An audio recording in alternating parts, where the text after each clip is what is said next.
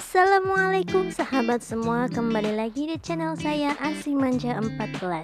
Kali ini saya akan menceritakan sebuah film yang berjudul My Lecture My Husband Season 2 Episode 4A. Tanpa basa-basi, langsung saja ke alur ceritanya.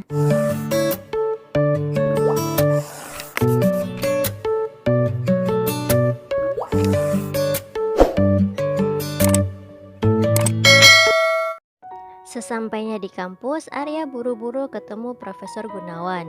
Ia pun pergi tanpa membawa botol minumnya. Di waktu bersamaan, Tristan juga ada kepentingan di kampus. Saat di jalan, Arya berpapasan dengan Karin. Tiba-tiba, mata Arya kelilipan. Karin pun mencoba meniup mata Arya.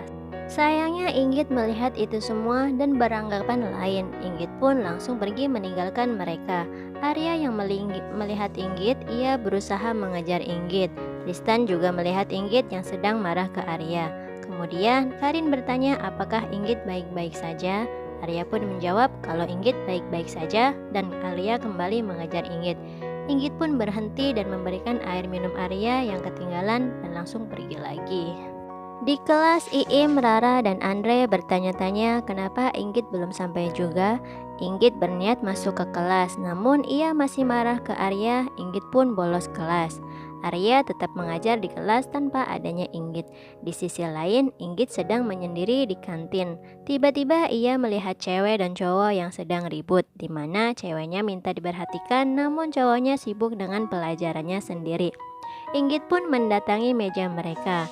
Inggit juga mengatakan kalau ceweknya pengen diperhatiin. Peka dikit dong. Inggit juga mengatakan ke ceweknya, putusin aja mbak, cowok kayak gini mah masih banyak yang lebih baik. Sontan cowoknya langsung marah ke Inggit.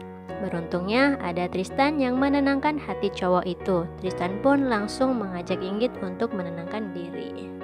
Di sini Tristan bertanya ke Inggit apakah sedang ada masalah. Inggit pun jujur kalau ia sedang ada masalah bersama Arya suaminya. Tristan juga bertanya apakah Inggit lagi ada kelas. Inggit pun menjawab ada kelasnya Mas Arya namun ia bolos. Kemudian Tristan mengingatkan ke Inggit untuk tidak kabur jika ada masalah. Tristan juga mengatakan Inggit yang aku kenal itu orangnya kuat, berani, dan tegar. Dan di mata Tristan, Inggit akan selalu tampak seperti itu. Tristan pun harus pergi karena ada tugas dari rumah sakit. Inggit meminta Iim untuk menemuinya dan berencana meminjam catatan kelas Pak Arya. Namun Iim mengatakan kalau Pak Arya memanggil Inggit. Inggit yang masih marah, ia pun berencana nanti siang baru menemui Arya. Sayangnya Arya ada di situ dan langsung meminta Inggit untuk ke ruangannya sekarang. Inggit meminta Iim untuk menemaninya. Namun Arya menyuruh Iim untuk menunggu di luar. Di sini Arya bertanya kenapa Inggit tidak ikut kelas. Inggit pun menjawab kalau ia sedang pusing dengan nada yang sangat sinis. Arya pun menjawab kalau Inggit harus merubah pola makannya dan mengurangi minum-minuman yang dingin. Inggit yang kesal pun mengatakan kalau ia tidak masuk kelas karena Pak Arya dengan nada kencang.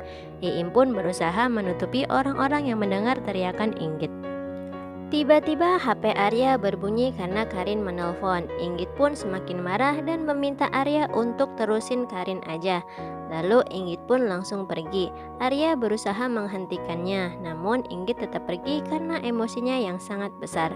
Kemudian Inggit curhat ke Iim. Ia mengatakan kalau ia sangat kesal karena Arya suka membuat masalah kecil menjadi besar dan masalah besar dianggap kecil.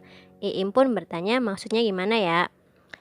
Inggit pun menjelaskan masalah belanja bulanan yang tidak sesuai list kemarin sama Arya dibesar-besarkan. Dan masalah Inggit yang cemburu ke Karin justru dianggap biasa. Dan Inggit juga dikatakan masih kekanak-kanakan, kurang pelajaran, dan susah diatur. Iim pun jadi bingung dengan dirinya. Iim berpikir kalau Arya yang menurutnya sangat sempurna, kenapa bisa sampai segitunya ke Inggit. Lalu Iim juga takut kalau Arya aja seperti itu, gimana dengan Yuda yang saat ini lebih membutuhkan uang daripada Iim. Di sisi lain, terlihat Arya yang masih sibuk mencari Inggit. Arya pun mencoba nelpon Iim untuk menanyakan Inggit. Inggit yang tahu, Inggit meminta Iim untuk tidak memberitahu kalau dirinya sedang bersamanya. Iim pun terpaksa berbohong dan mengatakan ke Arya kalau ia akan mengabari Arya jika Iim sudah melihat Inggit. Inggit tidak mau membawa Iim ke masalahnya. Inggit pun pamit ke Iim dan belum tahu mau kemana lagi. Arya masih terus mencari Inggit sampai akhirnya ia pun duduk di kantin kampus dengan mata yang sangat berkaca-kaca. Di kafe, Yuda kedatangan cowok yang ingin mengadakan acara di kafenya untuk melamar kekasihnya. Cowoknya pun meminta opsi ke Yuda. Kemudian Yuda memberikan opsi banyak balon dan karangan bunga dengan nama cowok dan ceweknya. Namun, cowok tersebut berpikir kalau opsi yang sudah berikan seperti acara ulang tahun anak SD. Kemudian Iim datang. Andre pun meminta Iim untuk menjelaskan opsi selanjutnya.